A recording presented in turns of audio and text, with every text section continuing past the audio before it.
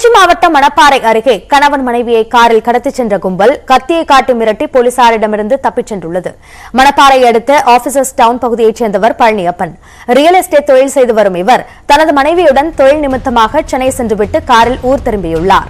திருச்சி அருகே மர்ம கும்பல் ஒன்று காரை வழிமறித்து இருவரையும் கடத்தியுள்ளது.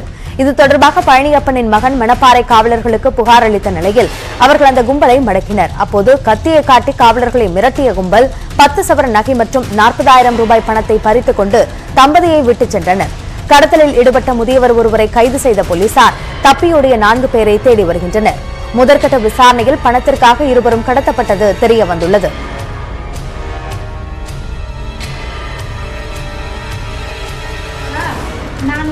அப்படி இல்ல போலீஸ் இல்ல அவங்க பார்த்தாலே ஆபீஸ்ல வேலை செய்யற மாதிரி இருக்கு.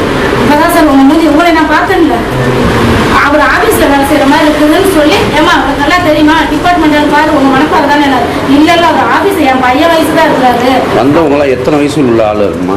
எல்லாம் சின்ன சின்ன பையனுங்க 25-30 இருக்கு. ஈரோடு கிழக்கு தொகுதி இடைத்தேர்தலில் திமுக காங்கிரஸ் கட்சிகள் வலுவான கூட்டணி அமைத்து போட்டியிட்டாலும் மக்கள் ஆதரவுடன் அதிமுக வெற்றி பெறும் என்று முன்னாள் அமைச்சர் ஜெயக்குமார் தெரிவித்துள்ளார்.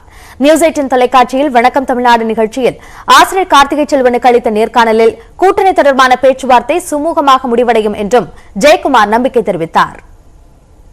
திரு அண்ணாமலையுடைய அந்த கருத்துன்னு பார்க்க போனா முழுக்க அனைத்து இந்திய அண்ணா திராவிட முன்னேற்ற கழகன்றது எங்களை தான் அவர் நிலைப்படுத்தி சொல்ற கருத்து தான் நிச்சயமா. ஏன்னா அவர் ஓபிஎஸ் அவர் பொருட்டாவே எடுத்துல இருந்தா நிச்சயமா தெரியுது அவருடைய கருத்துல இருந்து. இன்னொரு விஷயம், பாமகவுக்கு ஒரு நேஷனல் பார்ட்டி கிடையாது, அதே போல தேமுதிக ஒரு நேஷனல் பார்ட்டி கிடையாது. அவங்க லெவலில் உடனே முடிவு செஞ்சிடலாம். அப்போ சந்திச்ச போது கூட அவங்க ஒரு நேஷனல் லெவலில் லீடர் இருந்தாங்களா கன்சல்ட் பண்ணிட்டு ஒரு நல்ல முடிவா சொல்றோம் தான் சொன்னாங்க. நாங்க நம்புறது ஜனநாயகம் பணநாயகம் கிடையாது. ஆனால் திமுக நம்புறது பணநாயகம் ஜனநாயகம் கிடையாது.